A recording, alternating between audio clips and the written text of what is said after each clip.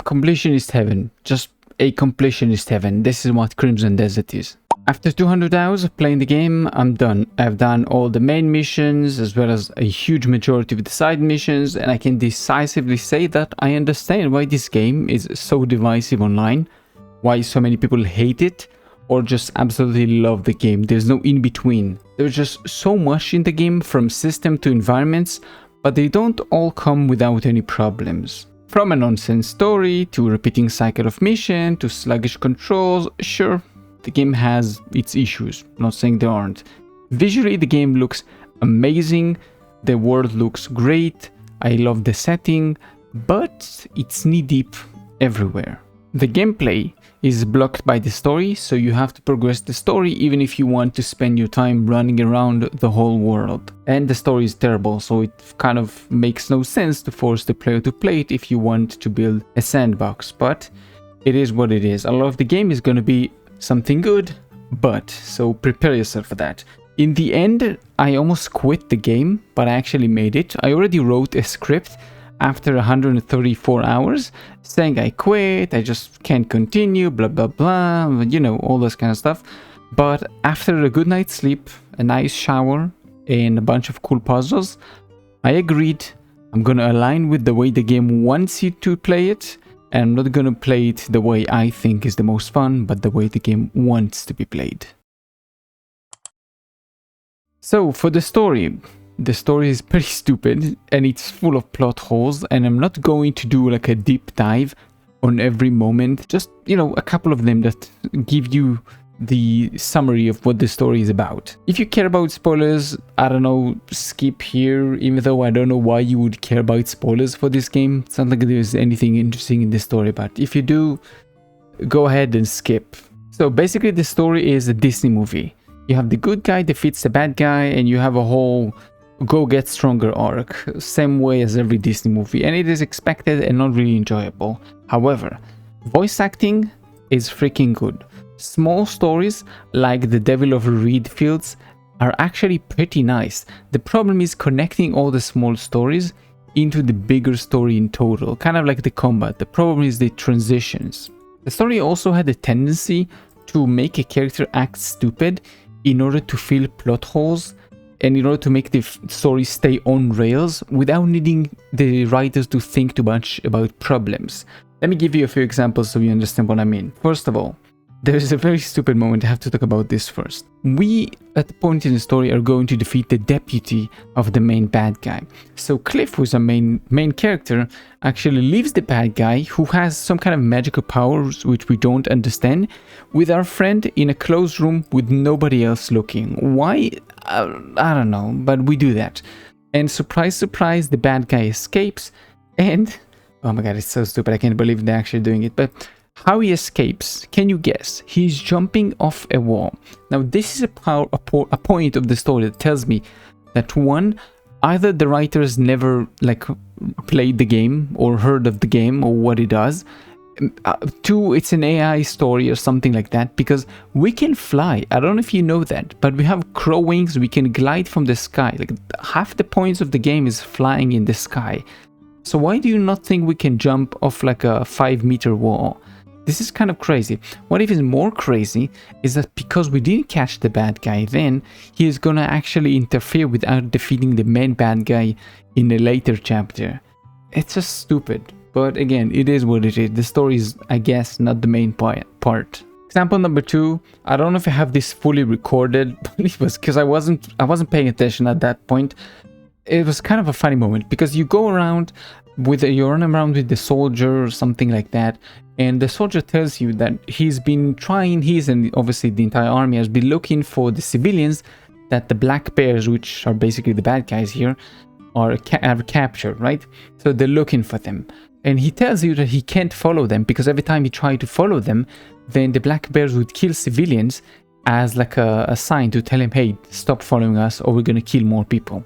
And the very next line is telling you, hey, the civilians are over there, go rescue them. I don't know if it's just me, maybe it's a problem with the translation or something from Korean to English, I'm not really sure, but it doesn't make any sense. Like the synopsis of what he's saying is basically saying, I don't know where they are.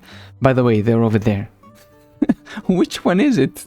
You gotta decide on one thing, come on. And final BS moment for the story is, up to now Cliff has been hunting down, killing, just destroying hundreds of fodder enemies. And now one small dude is pinning Cliff onto the ground and he can't move, so he can be saved by a witch. Now I know why the writer did this. It's like to break the ice on the conversation. This way you can connect the characters quicker. And it's easier to do that. Somebody rescue you, oh, I am indebted to you, blah, blah, blah. It's much easier to do that, right? But I find it kind of stupid because for the entirety of the game, like I said, we destroyed a ton of them. And now one dude can hold us down to the floor. Kind of funny and BS in my opinion. Now, besides dumb moments, there were also moments that I felt like there were potential. There was a lot of potential for the setting. I'm not saying the story could have been good, but the setting could have been very cool, like very enjoyable to watch, to see, or to experience. But there were small details that were missing, or small things that were missing that actually could have been made 10 times better. First example is during the Battle of Calphade, or the Battle for Calphade. There's going to be a scene where you go up to a hill. There's going to be like 50 soldiers, like 25 on each side. And you are the chosen one up to that point. Everybody's talking about the Greymane doing this, the Greymane is doing that, the Greymane, the Greymane. Everybody's just talking about how amazing and legendary you are. But then you go up to the hill, it's quiet. There's no like the ambience of the market, like people speaking, not necessarily to you, but to each other, like whispering, like rumors, things like that. Nothing. I think if you added even like random like talking noises, which makes no like nonsense words, just like random noises, it would be 10 times better. Because currently what it is just like Play-Doh. You have like plastic soldiers standing on each side. You come up to the hill and you start the cutscene. That's pretty much what it looks like. And it feels like a missed opportunity. It would feel like 10 times better if they were like rumbling around, like people speaking and things like that. It would feel like 10 times better in my opinion. Now for the second one, I wouldn't say it's like a lost potential. I would say it's more like a, really? You didn't notice that? It's, I think in the Scholars Society, I think it's called, there's going to be like a cutscene about like a science experiment gone wrong. During that cutscene, there's going to be an explosion and a poof with a shockwave, and Cliff is going to get pushed back.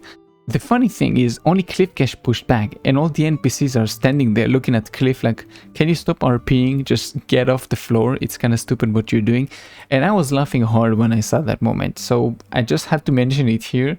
Also, the boss fight that followed that specific cutscene is pretty terrible. It's very hard to control. Characters are not really that memorable. I mostly really like the orc guy. I think his name is Unka, if I'm not wrong.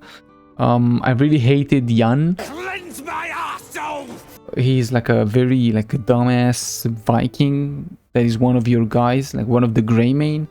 I really didn't like him. He's very annoying. He's not even likable. He causes trouble for you. He makes you do more jobs, more things that you don't want to do.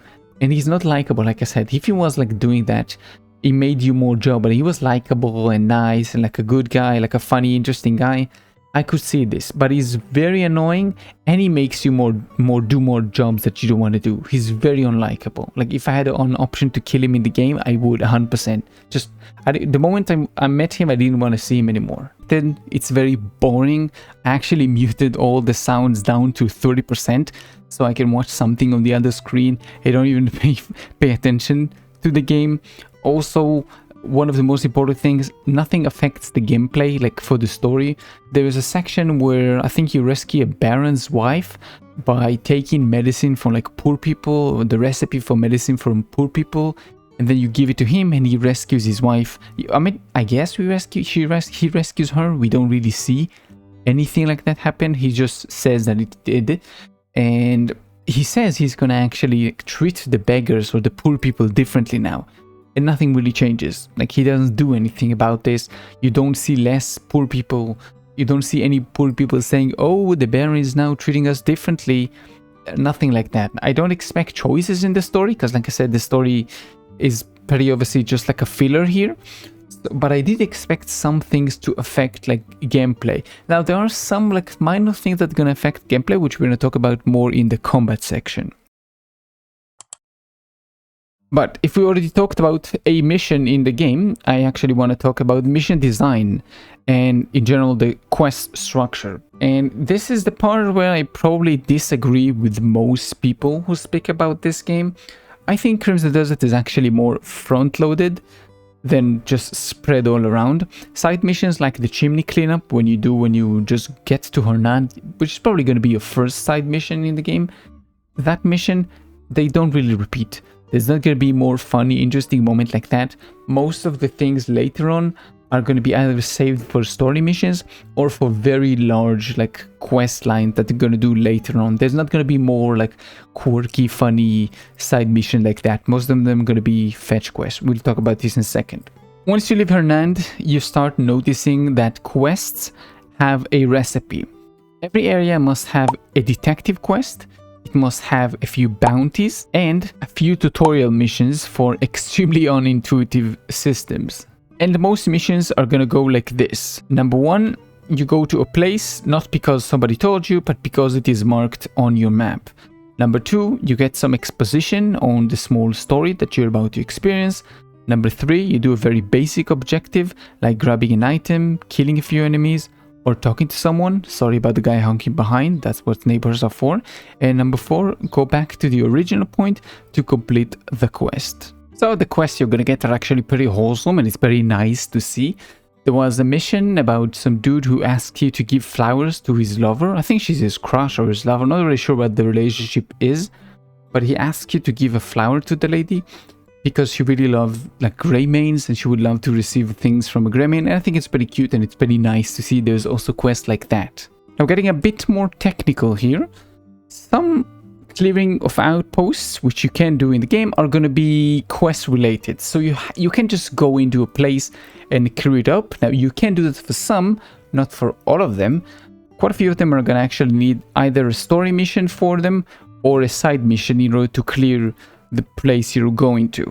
There are also going to be a bunch of mandatory minigames. Let me try and actually remember all the minigames. You have rock, paper, scissors, you have archery, you have arm wrestling, you have wrestling, you have poker, and I think that's it if I'm not wrong. And all of them are mandatory at some point beside rock, paper, scissors, which you don't have to do ever if you don't want to. The thing is about the minigames, they are not enjoyable. A lot of them are very clunky to control, not really interesting, very one-dimensional tricks. You do it once, you did everything there is to do. Not really enjoyable. Besides maybe the unarmed arena, the wrestling, that is a bit more interesting. You're a bit more combos you can do, and there's actually a boss at the end of it. This is a bit more interesting. Then we get onto the Greymane camp, which is an optional system that gives you just another thing to do, but you don't lose too much if you don't interact with it at all. Pretty much you only lose like a barber that you can interact with later on. But if you want, you get like a house to build and like a farm and a bunch of things, but you don't have to do that. You can just do everything anywhere else. A cool thing I noticed about the Greymane camp is that you can send your people on missions to go build things, to go collect money, to collect food, to collect a bunch of things. Now, if you send somebody on a mission and you have a quest from them or something you need to give to them, the marker will show that it's in the camp. But it's not in the camp. It's going to be the person on the build site or on the place, the quest you sent him to. So that's kind of cool. You can complete it that way. But I wish the game would tell you, hey, the marker is actually over there. So go look at the place the dude is working. Now you don't have to. You can just search who the guy is that you need. Then you go to all the quests and you search, where did I send my guy to? And this is how basically you know what you can and can't do. There are also bounty missions, which are pretty much like one-dimensional thing that you do like 8 times per zone, 8 or 9 times per zone. Not really interesting. Once you do like a few of them, it's pretty much all the same thing. You go to a place, you either grab the guy immediately or you wait a few like moments or hours in game, and then you grab the guy, you ride with him to the nearest like guard center, you throw him in there, you get like the same cookie cutter cutscene. You get like the silver that you paid for it, and that's it. You can read a bit more about the poster and see like what the crime was, but who gives a shit? It doesn't matter at all. It's just gonna be the same thing. You throw the guy on your horse and you go. Now, during one of the times I did that, I actually had the problem where the NPC was waiting for me for another quest right at the place where the guards were supposed to accept my bounty. So what happened is the quest immediately triggered, I couldn't give my bounty away, and the bounty was lost when I finished the quest back. So I had to wait a few days until I got like a new quest pop-up for the new bounty. Missions in the game are plenty and they have a certain start and completion triggers. It could be like an outpost clear or picking up a poster. The downside to all of this huge ass size for so many missions is they tend to be very shallow and like one-dimensional and repetitive. That's kind of the trade-off you get.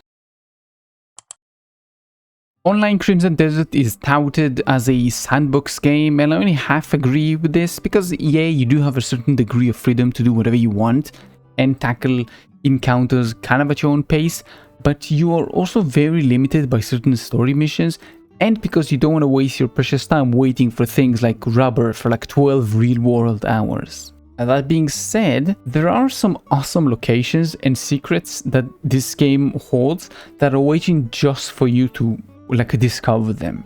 Biomes are very varied, and each city and the surrounding around the city are going to be very unique and very different from every other city. But because it's all level based, when you get more to the Greymane camp thingies later on, if you want to do that, then you will see that you're only interacting with the Crimson Desert, like the last zone, because it's going to give you the most resources. I know why they did that, just like a small thing that kind of annoyed me. Like I said, exploration, despite its limitation, I believe is the strongest part of the game. Just look at this beautiful place. I was doing like a quest to find like elf children that are spread all throughout the map. They take you all over the place. There's a bunch of beautiful places you will see in these missions. There's a bunch of beautiful places at all. You can just stand on top of any tower in any city, just look around, and you see how amazing this game look. Like realistic, so freaking nice, water physics and whatnot. This game just looks so freaking good, and it gives the feeling of like actual nature outside. But like I said at the start, a lot of your exploration is going to be quest based, so you can't just explore and do whatever you want. You kind of have to progress the story and then do some side missions, progress the story and do some side missions. This is kind of how they want you to play the game. There's going to be like a bunch of locked doors, areas you can't go to. There's going to be like a clean quest that you can interact, the cuckoo plant, the cuckoo pot that you get in order to do like more end game items later on, and you do some research and you do what, like creating better items. That thing, actually you need to get like to a certain story missions, and only then you can interact with it. There's going to be a bunch more of those, like a more than you think amount of those things that you have to, oh, I have to be on this chapter in order to do this. Oh, I see, thanks. There were a bunch of moments like that actually destroyed my exploration feeling. You go around, you see this beautiful world, there's like hidden secrets all over the place, and then somebody just punches you in the face, like boom, you can't go there. Like, why? Why not? Just let me see this whole beautiful place. I can't do that? No. So there's a bunch more which I kind of want to talk about. First of all, there's going to be, I think in chapter 5, there's going to be a huge fight in Calphade, where you just go and you like with another army. I don't even know who is who anymore. I just didn't care. I just was so bored out of my mind. Like I said, we were just like having a huge ass fight, and you can't bring your Greymanes there for some reason. Even at that point, I think I had like 10 or 15, not sure exactly the number, of Greymanes in my camp that could have participated in that fight. But what happens in actuality is maybe 2 or 3 of them, I think Jan and Naira, or maybe Andrew also, they all of them kind of get like 5 seconds of glory on your screen in a very short cutscene, and then they pretty much disappear and you don't see them until the end of the mission. And I wish it would have been more than that. Like while you are fighting in the camp over there, all your people are just hanging around in the camp, just drinking and having fun. Like, why would they not join me? What's the point?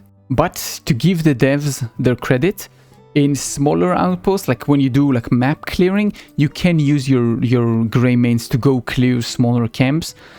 They tend to be like something very quickly. You do have to show up, and then the moment you show up, all your people just like boof, they spawn in. So you can't do that, just so you know. There's also going to be things like you cannot arrest bandits. You have the option to tackle them, punch them, then tie them up, but you can't give them up to soldiers to put them in prison or anything like that. So why do you even have the option? I really don't know. You can't do anything with them. Just kill them. There's no point in keeping them alive. There were also a bunch of invisible walls in the game. I'm not talking about like the edges of the map. I'm talking like certain places the story don't want you to go into, or quest don't want you to go into yet. There's gonna be like cutscenes that you're gonna die immediately, or there's gonna be things that you just teleport backwards. There's gonna be a bunch of those things that don't let you go to a place until you reach the certain point in the story that you can get, and then only you can access the area, which I find kind of stupid. There are something with the elf children, which you can like go in there, they teleport you backwards, you go in a bunch of time, and you get a quest to actually get into the village. I don't mind that. This is pretty cool, but it's the only one in the game that does that. The rest of them don't. There was a cool Ubisoft mechanic in the game. I don't know if you know that, but if you actually punch the bells, or just ring the bells around all the major cities and locations, you clear the fog of war in a pretty huge area around the bell or around the city. And it saves you so much time going around clearing the map, especially if you're like me and you want to see everything and make sure you cleared everything, and everything you have on the map you have done. It's so much fun to see that, so I really recommend you do that. In general, exploring Crimson Dust can be very cool, and it's very interesting. It feels like it's designed for like a shorts economy on YouTube, where you see like a bunch of, oh, did you know you can do that in Crimson Desert? I just wish there were less limitations on explorations on encounters in the game. Now I guess this is technically still parts of exploration, but we're going to talk about puzzles, because puzzles are a major part in the game. Now, how major are they? You need to do like 2 hours of puzzles, maybe less, like 40 minutes of puzzles, in order to get your imbue elements. So if you want to do like lightning, fire, frost, and wind damage on your abilities or with your weapons, you have to do like a bunch of puzzles in the game. And I kind of liked it. Now, puzzles in the game in general tend to be either like so easy you feel insulted, or so difficult you're wondering, how was I supposed to freaking know that? Who could have guessed this thing? There's like one minor thing you were supposed to do. Who could know that? So it kind of tends to be either that or that. There is no like in between. Like you never sit around in a puzzle for like 2 minutes and you're like, oh, I see what's going on here. It's either of the two. It's also tend to be very 50-50. It's not like you're always guessing, and it's not like you're always just like, huh, so easy. It's pretty much 50-50. One of my most favorite puzzles is actually a light rhythm puzzle. I think in the Sanctums, you need to cleanse. Then you have, the game doesn't tell you about it, but you can do that. If you shine a light on in the like center crystals, you notice the circle is starting to spin. Now you need to put the light at the right times, and if you do, then you get like a part that later you can use to craft better equipment in the cuckoo pot we talked about earlier. So there is reasons to do the puzzles even for late game things, but I also found like the puzzle itself like very fun to interact with and actually do. Like the game doesn't tell you about it, you just guess because you try to light up crystals beforehand and it worked, and now you do it and you actually get a reward for it. Pretty freaking nice in my book. Now there was also another puzzle where I was actually I needed to empty water from like a room, but there was no like valve or anything like that. But there was a very tiny like hole with ice in there. So what I did, I broke the ice and then all the water drained, and I could pick up the part I needed from the room. I think it's pretty freaking cool to do that. Like nothing really tells you, but if you notice the environment, you understand those things. Now there was one thing I want to talk to you about puzzles, is the fact that most of them are not even marked. Like I noticed a bunch of puzzles on the map, no marks, no quest, nothing. Just a place, you go down under the ground, you like solve a bunch of things, you avoid a bunch of traps, and you get a cool item from it. Like nobody, even if you could go like 10 playthroughs without even noticing the item is over there.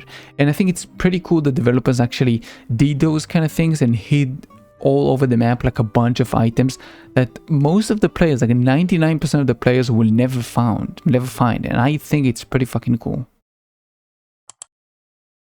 Combat is a big one because you do it for most of the game, and I already made a breakdown on why I don't think the combat is good, and I still stand by it. So if you want to go watch that. I'm just mostly going to be talking about boss encounters and a few things I missed in that video. All boss encounters pretty much feel like you're playing like a card memory game. There was no like actual gameplay, you just follow the learning train where you get to know what each mechanic does.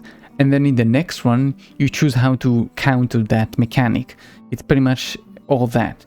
The final boss fight is actually a very good example of that, the series of the boss fights. There is, I think, 3 phases, or technically there's going to be 8 phases. In the first fight, you fight against Caliburn, who I only remember his name because that's the name of my favorite car in Cyberpunk 2077. What he does is the usual like 1-2-3 combo with teleporting around. It's something that all the bosses up to that point in the game have done, so it's not really a problem to anticipate what he's going to do. The problem with him is the invulnerability. He can take so much damage not because he's smart or because he dodges a lot, it's because the game just makes him invulnerable. I would have finished him in seconds. You just can't damage him at certain points, which I would say it's like 60 to 80% of the actual fight. You can't damage him, you can't do damage to him. Maybe it was just me, maybe he was spamming the same mechanic for some reason. It is what it is. I just chiseled him down slowly and I killed him. After that, you get the Muradin fight, which is a huge black bear dude that you fought at the start. The guy who killed you in the entry cutscene, yeah, that guy. But this time it's just a puke battle. What do I mean by puke battle? All the boss moves you witness all throughout the game are going to be thrown at you in one fight. That's pretty much it. There's no like new mechanic or anything like that. Just everything just puked on your face as the last boss. It's not really hard. You take him down pretty fast. Maybe because I was over leveled, but I killed him like pretty fast. Died only like a few times.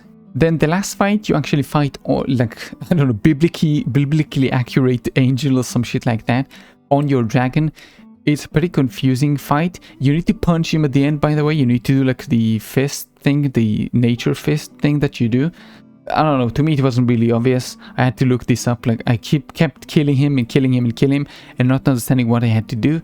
Maybe it's just me, maybe I'm a little stupid, but I actually managed to kill him. Pretty simple. The problem is the controls. Controlling the dragon is pretty annoying. And yes, you get like a dragon, whatever you call it, dragon mount after you finish killing a dragon boss.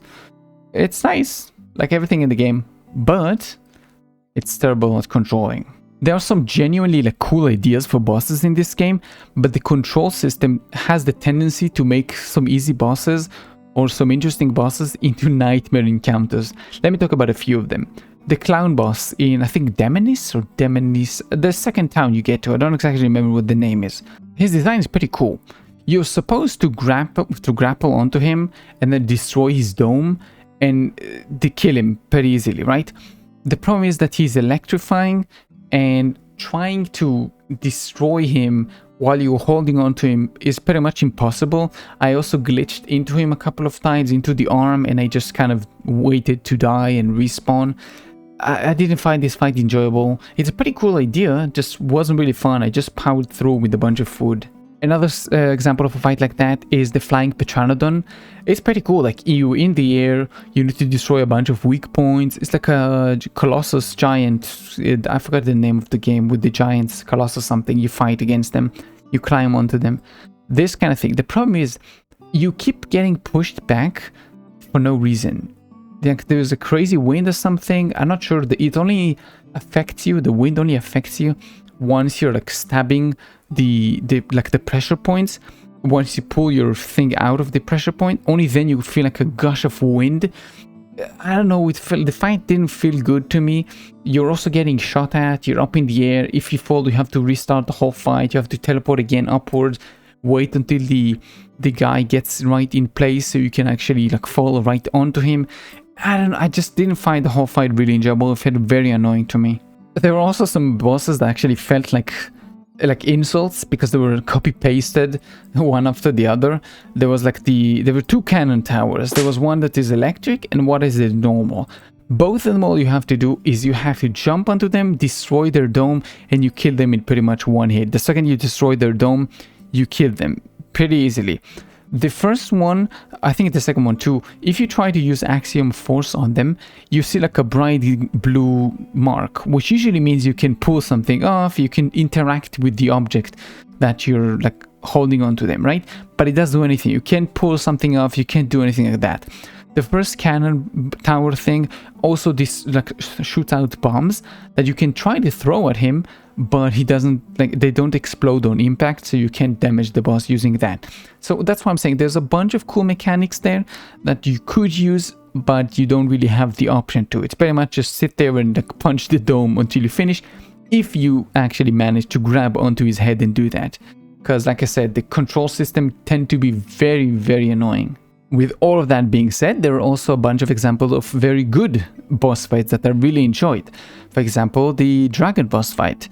The dragon boss fight actually feels very nice. The boss, like the spear throws, like can be a little weird throwing them, but you get used to them pretty fast. Like the whole, like what do you call it, lock-on system, you get used to it pretty fast, and then the fight is pretty much fun. I really enjoyed that, the whole setting, like the dragon just breathing like a fire onto you and things. Just the whole setting there felt pretty fucking cool. Also, the crow boss fight that you get later on. I think it was actually early on. Yeah, it was early on that. Like pretty early on, you get like a crow boss fight, where you get like a cool mask from him. Really like that. You fight him. It's a, I guess, similar design. Maybe this is why I like him. He also like dashes across from you. He has like two swords. He jumps at you. He tries to like stab you. I find it really enjoyable, both of those fights. Now, like I said, after the dragon fight, you get like a cool dragon mount, which does a lot of damage. The problem is it's very limited. There is a huge cooldown. There is a very short duration you can use him, and there is a lot of places on the map that are going to be red once you climb onto him that you can't use. And then if you get onto those red areas, you just get booted off the dragon, and then you have to run backwards to try to climb. It's really not like intuitive to use the dragon. It's really not fun. Now the crow boss fight is actually nice, because once you finish the boss fight, there is also going to be like random encounters where crows are going to attack you. I found it work really nice. So that's why I said at the very start that there's going to be something that are going to affect gameplay.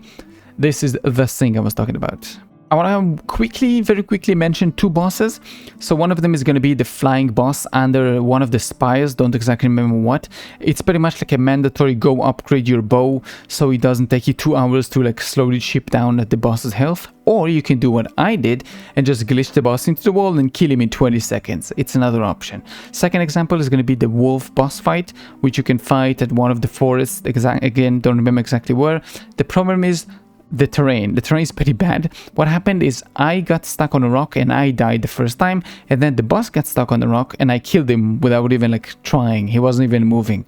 So both of those things really like harmed the whole fight, because of the were harmed because of the like terrain of the place. I wish it was more like a widespread area. I think the fight would have been way better. Now, aside from Cliff, you can also play as 2 other characters sometimes, and you're even forced to play as one of them, like each one of them once for a boss fight. I didn't touch both characters, like 0%. I didn't play them besides the part I had to play them. The orc, like the boss fight that Unka has to do, pretty easy, wasn't really difficult. The general boss fight for Damien, the girl, was super grindy and was super boring. It's the same 3 move kit, like 1, 2, 3, boom, 1, 2, 3, boom. Same thing. He has a bajillion health. Her weapon wasn't upgraded. I really enjoyed that. So what I did is I simply took Cliff's weapon and I gave Damien, and I killed the boss without even blinking, like I wasn't even trying. Super easy. I wish it was like that, but it is. And I also, if I'm not wrong, I think the second phase for him is actually reused from the Ruins fight. I don't exactly remember what. One of the Sanctums. The green spirit thing. Don't remember the name.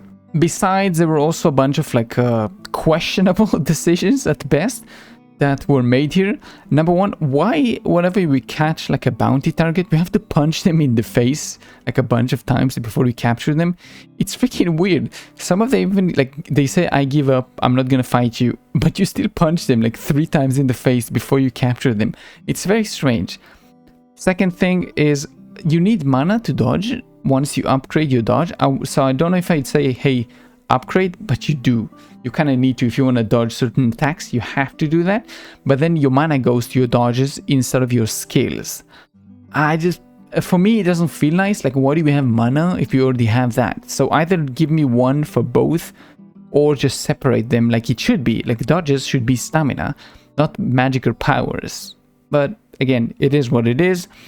And in the end, in order to not sit there and memorize all the boss fights and everything, because the timing of the bosses, it changes like a tiny bit, but it's basically all the same, like 3-hit move for all the bosses.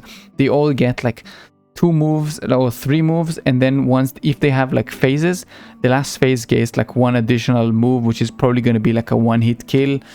It's boring. I just powered through with like food and just got rid of the boring parts, because those were not fun parts in the game. Now here comes my biggest issue with the game. I don't really think the devs played the game on release or before release, and even if they did, they probably have alien hands, because Jesus Christ, the button locations make me question how many hands I should have to play this game. Go ahead and try to get into a window using your mouse and keyboard. It's impossible. It's so freaking hard to just get into a window. You can get there and you see the button prompt to just go through the window, but it won't trigger because you have to be at a certain height and at a certain like closeness to the center of the window. It's very difficult to control. Now, when the game launched, trying to fast travel while you're doing any action was actually blocked until the animation was finished. Now what they did, they improved it, so now you can like move a little bit, and they said that in further update they will improve it a little bit more, so you can do this while gliding, so you can be a little more free to do those things. Why wasn't like that before the game launched? I don't know. I don't think they played the game. This is my general thing about the controls. I guess important thing I should have talked about in the combat section. Combat is used using WASD. So let's say you want to strafe left or right for whatever reason, it's a combat. Then if you press D to strafe right, you're going to attack to the right. You can't strafe, right? So just so you know that, that's how the system works. Could be a little bit annoying, was for me. Tutorials tend to pop up right when things happened instead of before them, like ahead of them. And what tends to happen is you see the screen for the tutorial while your character is already getting hit by the attack. Like you're already getting damaged by the tutorial screen that's popping up. You see that as the boss is damaging you. Now, another thing that happens, which is kind of the same thing, is cutscenes. When you're in cutscenes, especially if you speed up the cutscene, the bosses have their controls over themselves faster than you can control your characters. So sometimes if you speed the cutscene like all the way to right when you start the boss fight, then the boss is gonna kill you when you still don't have controls on your own character. And I find that kind of stupid. But again, just speed up right before the boss cutscene finishes, then stop speeding up, and then immediately like spam dodge, and you should be fine. Also, I guess after most cutscenes or a lot of interactions, you're gonna go back to default weapons like sword and shield. So if you're like me and you're using a two-handed weapon, every time you die or something happens, you have to switch back again. And especially like what I just said, the animation not letting you move until like the cutscene really ends, but the boss can already move, then you have the tendency to stay with your shield and sword for a bit before you can switch, because you have to dodge a bunch of like the boss's attacks. So that's another thing, I guess, that is worth to mention. Go ahead and try to sit on a bench, for example, or sit somewhere. It's going to be super difficult to try and control. Now, maybe with controller, it's going to be a little bit simpler because you can do more like minor maneuvers, like more minuscule maneuvers, but it's pretty much going to be the same. You still probably have to move like half like a micro millimeter to try, I don't know, to control this. I really didn't find like the control precise at all. I really didn't find this interesting or fun to do most of the time to control something. My best example is going to be like the Buddha arms I tried to connect. Took me like, I don't know, 20 minutes to connect the second Buddha arm. The first one just went in, no problem. The second one just didn't want to go in. I tried to continuously like use the skill to connect it. It just wouldn't connect no matter how close I was. Then I googled it and I found there's a skill that lets you use the same skill on the item you're already touching, and it worked. Why it wouldn't work for the second arm without the skill, I don't know, it just doesn't. Surprisingly, Crimson Desert has a decently shallow but very wide array of interactions with the environments and the NPCs, meaning there's like a ton of things to do, but each one of those things tend to be like a one-trick thing or something that is very brief. There are beggars in the game which are gonna hold onto your leg to ask you for money, and they don't let go unless you give them money or unless you wait for like a minute. They can stun lock you, so they can trigger like one after the other. If you're like in the beggars camp, you can stay locked there for a while. So just run away if you see any beggars, if you don't want to give them money. If you do, you can give them money, but more of them will come and try to grab you. Some cool things I noticed while following some NPCs for a while, just not playing the game, just looking around the environment, is NPCs tend to go to church on Sunday, which I guess is pretty cool. You see other days are more like quiet and there's 1 or 2 people at church. And for Sunday, the church is going to be like full. NPCs, when it's raining, are going to seek shelter. They're going to stay like under a bridge or something until the rain stops, which I think is pretty fucking cool. Some of them will stay, like they'll go on the street, maybe put like a hand over their head, but a few of them will run. I think it's kind of cool to see that. During the night, some NPCs, like the priests and nuns in Hernand, actually go inside of the church to give you this feeling outside that everybody's sleeping, even though if you go to most houses, nobody's gonna be sleeping. There's gonna be like 1 or 2 houses in every city that's gonna have somebody sleeping, but that's pretty much it. When you make a lot of money, the tax collectors are gonna come to you. He's gonna give you like a note that says, hey, you gotta go pay your taxes, and it's worth it because you need to pay 50 silver taxes and you get like a statue that is worth 100 silver. So it's pretty much worth to do that. You don't see him ever again. That's pretty much. There were also a bunch of ambushes encountered, which are pretty stupid in my opinion. There's like a woman that goes, oh no, I need help. Somebody rescue me. And the first time it's like, come on, I can see this is so obvious. And then they do it 5 more times and you're like, really? 5 more times? But yeah, they do it a bunch of times where like a woman is trying to seek your help, but you just kill them and you get a bunch of XP, which I guess is nice. There's also some pretty freaking cool things, like there's a giant ass snake that drops like scales you need to use to upgrade your weapons and your items to their max level, which I find pretty interesting and cool. Greymanes, whenever you send them to build something through your camp, are gonna have like an idle animation when they're building something, and the building is gonna have like a few stages of build. It's not gonna have like, they're not literally placing every block, but you'll see like a bunch of stages of completion until the building is like fully complete. Now remember I mentioned you can play as multiple characters? Well, it also means that characters get specific items, meaning that some characters cannot glide until the end of the game, where you can get them like alternative ways of flying. It also means that certain items that look cool, you can't use them on Cliff, your main character, for like a visual change. And in general, there is like no transmog system. Cool thing, there is an actual like mech in the game that you get as part of the story missions. Later on, you can also craft one for yourself. It can't pretty much, during the quest itself, you can't kill anything as fast as you actually needed. Like my machine died pretty much instantly and I just started killing them by hand. Like, I don't know. Also, funny enough, they give like a 5-second tutorial about pressing left click, and then once you get to the actual fight, they show you like a 10-button layout for the actual machine, which I found pretty funny to see. Oh, and I guess for some reason, every mission has to have like a section where you're slowly riding on a horse with somebody near you, and you just have like small talk while you're riding somewhere. And it's so freaking annoying because it's so slow. But it's also led to a bunch of like funny moments, like funny pathing the horse takes or funny running animations. And just like The Witcher, your horse has the tendency to bug out and like do weird things. And then finally, one thing that I really liked is that just like in real life, you can throw all your money in the banking system and choose like a high risk like route and wait. You go do around, you do your regular missions, and when you come back, you're gonna have a bunch of money. I found it really enjoyable. I mean, it also makes other ways of making money pretty much like useless, like the wagon trading, because yes, you can go around trading with wagons. There's like supply and demand. There's a whole bunch of systems like that, but who cares? Like, you don't need to do that. That's too much work. Just throw your money, go do whatever you want, come back, you have more money. Why would I do something more?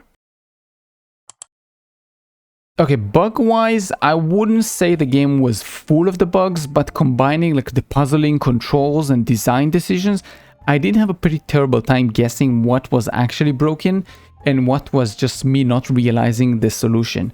I had a bunch of problems. I had like a broken posture bar. I had a bunch of instances of corrupted sound. Like I said, hit while in cutscene a bunch of time, leading to my death. The game kept crashing every 2 hours for some reason. I don't know why. Now, this thing, I'm not sure if it's a bug or a feature.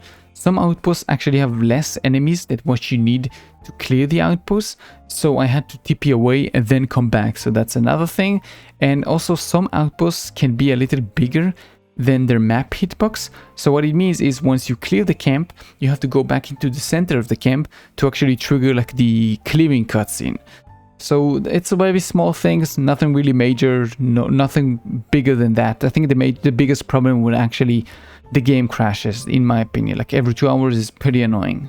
Presentation wise, I would say Crimson Desert, just like the rest of the things here, it's a pretty mixed bag. The bad things are going to be like conversations with other NPCs feel a little bit detached because you're forced for most of the cutscenes, most of the quests, you're forced into a third-person view and you don't feel as connected. Also, the music is not as memorable. The setting for the game in general feels very gamey. It feels very plastic. It doesn't feel like happy or sad or dark, or it doesn't feel like anything. It just feels like I'm playing a game. Now, for the good, NPCs are varied. You can find anything. You can find men, women, children, fat and thin, and I think it's pretty fucking cool because it's not a lot of games give you like chubby women or fat women or fat I don't know what. It's interesting to see that there's a bunch of like everything in here. There's gonna be boys and girls and whatnot. You can find anything everywhere, and I find it very enjoyable. Maybe a little more. I would like to see like a little bit more like women among the bad guys, but I can see it's Vikings, so it makes sense that not like for it sounds weird, but not like for we need to have women everywhere, because it makes sense, right? Women would also be bad guys, not only like guys. I think I saw maybe like one woman. I'm not even sure if maybe I hallucinated. The witches, they look freaking good. NPCs in general look freaking good, I gotta say. Jesus Christ. But it is Korean game, so it makes sense everybody looks so plasticky and good. The armor pieces in the game also look pretty good, and there's a ton of options to choose from. I just wish there was a transmog system. Oh, a very weird thing, I don't get that, but why do all games have a thing for magic and Hebrew letters? We're not magicians.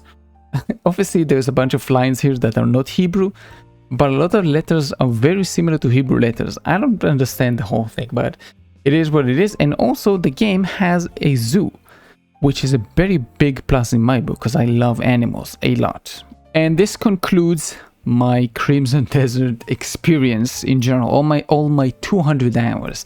I can definitely see why most people give this a 7 to 8, and then some people give this like a 5. I can totally see why people do that. I can totally see that this is a dad game. This is a dad game.